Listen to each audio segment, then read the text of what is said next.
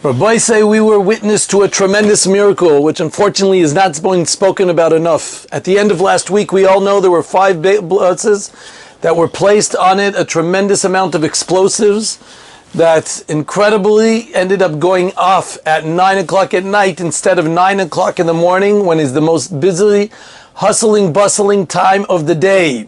Now, of course, we all understand that these fiends are not so intelligent, so we could say, okay, just another mistake by these bumbling idiots, and it could be a fact. But don't forget, this is something that a person was risking his life for.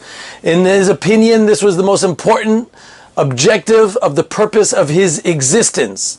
If we all make a mistake in the house here and there, we might not pay attention.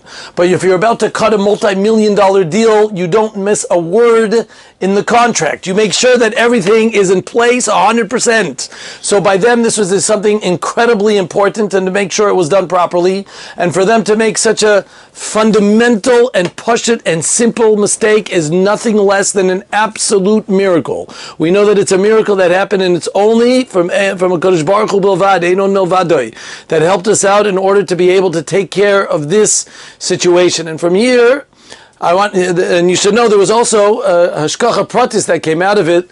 They said there was a woman on the bus in Bat Yam by the name of Adi Janin, that she ended up seeing a chefetz chashud on the bus. She saw an unusual piece of contraption in the back of the bus, and she paid attention to it, and she told the bus driver before it was the end of the shift, because it was close to the 9 o'clock at night shift and there were still a few people left on the bus, and she told the bus driver, who immediately informed the authorities. And at the next stop, the police were there to be able to check out what this chefetz is, what this object is, and everybody got off the bus. In the meanwhile, and wonder of wonder, miracle of miracles, that's when the bus blew up. Before they got a chance to go out and check it out what it was, that's what happened. And she felt a tremendous shlichut, a tremendous message from HaKadosh Baruch Hu that she was actually saved, and she saved many people who were on the bus. Incredible. Bli ayin hara, not to be potech pele satan, but not one casualty from something that had the capabilities of literally hundreds of casualties. It could have, again, I don't want to be potech pele satan, but it had a tremendous hashkacha pratis, and I don't know why it has not been spoken about. We should be standing on our heads, jumping up and down, and realizing what this is about. And from here, I want to bring out one quick, important message that we learn. Because we all know that many people have said, and they have said, and I've been heard this many times for people who are not religious, if Hashem would only give me an open miracle, then I would become religious. A kriyat sham suf, a 10 makot, if something like that would happen, then you should know I would end up becoming religious because I would see the yad of HaKadosh Baruch Hu. We understand there are a number of answers for this question, but actually, for us at least, I want to bring out something to do about this message, because the Ramban actually writes at the end of Bo, a famous Ramban. He says, Mina nisim agluyim, to know that from the open miracles that exist, we learn the nisim nistarim. From there we learn about the hidden miracles, the nature of the world, the things that we see on a day-to-day basis. Al nisecha shebechol yom imanu. And he says, to someone who doesn't believe in the nisim nistarim, ein lo chelik b'Torah Moshe. He doesn't have a piece in the Torah of Moshe. He's not part of our religion. A person has to not only believe in open miracles, but, and this is the ikar according to the Ramban, the main part of our religion is not the open miracles. Hashem doesn't do open miracles on a constant basis. That's not the way we work. We were people that believe in free choice. Hashem does hidden miracles where you're supposed to find the yad of Kadosh Baruch Hu. You're supposed to find the yad of Hashem, and from there we become the great that we are supposed to become. And from here we see an incredible and important yesod, because we all know that we say in Oz Yashir every day, Az nivelu alefei Edom, Elei Moav, Yechzei Morad, Namogu kol Yoshvei Chanaan. We all know that after Kriyat Yamsuf and the 10 Makot, all the nations heard about it. Canaan heard about it, Moav, Edom, everybody heard about it. Ammon, everybody knew about it, and they feared, they had intrepidation. They weren't scared, they weren't unsure about what's happening over here. But incredibly enough, we don't find that one of them were Choser B'Tshuva. Only 2 people were Choser B'Tshuva. Yitro, in a couple weeks ago's Parsha, Yitro, of course, was Choser. It was Choser from all the religions. He came back, and he heard everything that happened. He had Chidudim, and he ended up returning. He ended up becoming, and was Midgayer.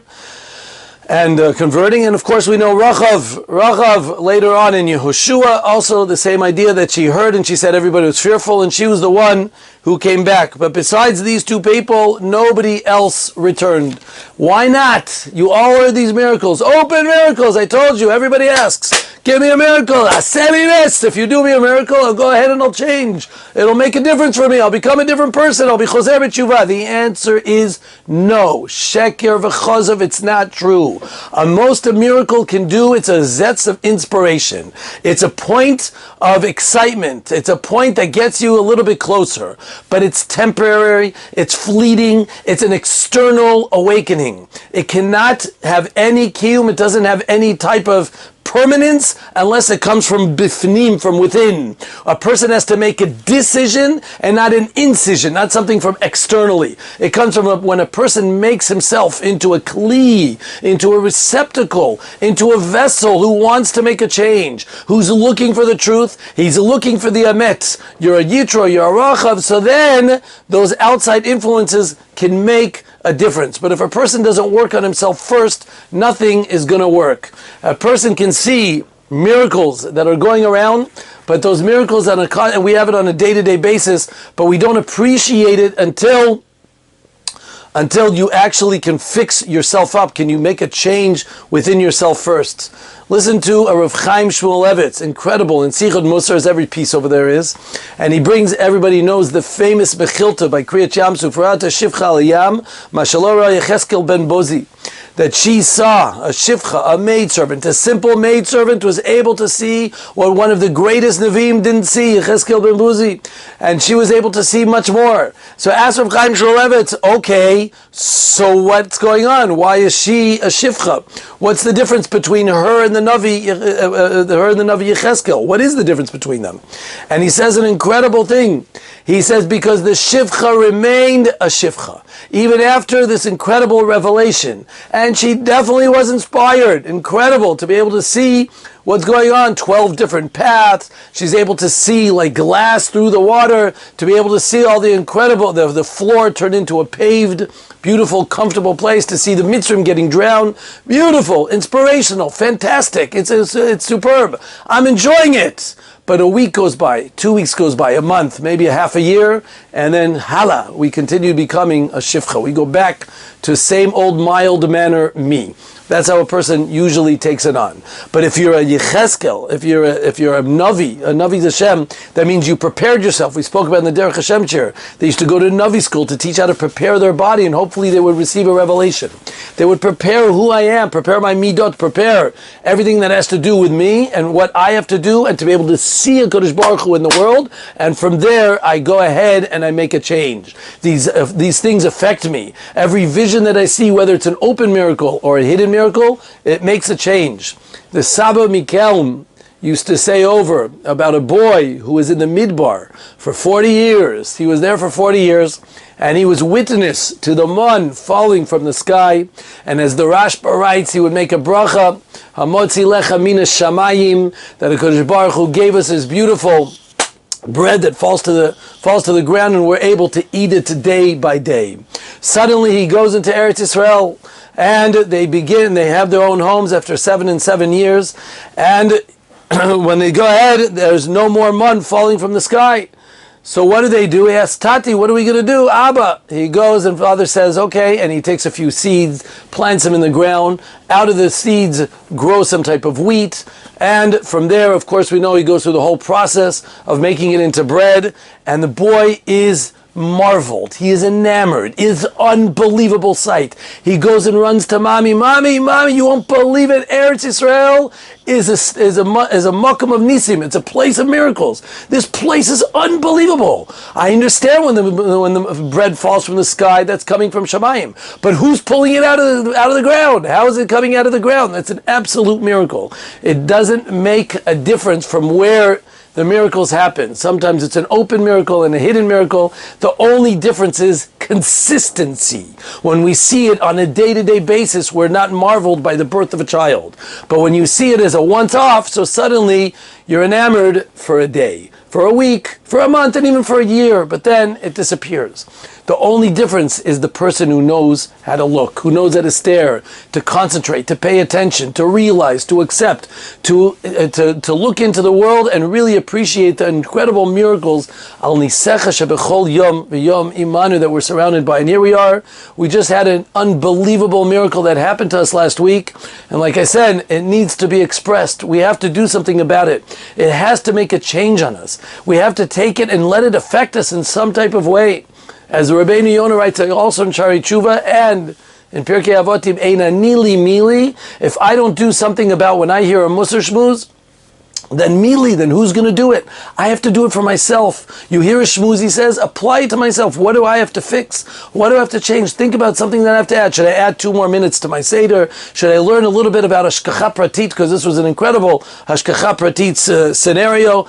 And any other type of scenario of what it could take. A good Musar Sefer, or being able to take on a little bit of extra, being the Kabel Shabbat a little bit earlier. A person's got to know to keep this consistent within himself. I know someone that they lost a child in 9/11, in September 11th, and almost immediately they started a kollel. That kollel still exists 25 years later to the day, and that's a constant reminder about the Kodesh Baruch Hu's Hashkacha, about what happened, and everything around, all the trappings around what occurred. That kollel is there as a constant reminder about the past. It's something that is a chizuk from a difficult situation. We have to go ahead and do the same entire thing, even if it means any other type of sign that we could do. I'll end with a quick story of an Arab that was going over the border between Jordan and Israel, and the Chayalim, the soldiers, were checking out the car. They checked all the deeds, they checked the trunk, they checked everything to make sure there's nothing dangerous in there, and they made sure that it was, they made sure to check all the deeds of the car, if it's accurate, if it's okay, and they let him go, and they said, okay, it's all right. Immediately, the general came down, the Katzin, came down from his post, and he said, wait, and he checked a couple other papers here and there. He said, is this your car? He said, Ken, of course it's my car. Yeah, it's my car. And he checked a few more deeds until he found it was nignav, it was stolen. Surprise, surprise, the Arab stole the car. And they couldn't believe it. They said, look, we checked everything, we checked that. What made you think this car, more than all the other cars that are crossing over the border, suddenly is a stolen car? What made you think that way? He said, well, I couldn't help but notice that in the rear of the car, in the back, there was a bumper sticker that said, Ein od milvadoi. There was a bumper sticker to remind me on a constant basis of Ein od milvadoi. He says, I've never seen an Arab who's put that bumper sticker on his car. So I immediately assumed the worst. Kadosh Baruch Hu should give us a tremendous yata d'shmaya, should always protect us from our enemies, and Bezrat Hashem, he should bring the Mashiach b'mirabi Abbeinu. Amen.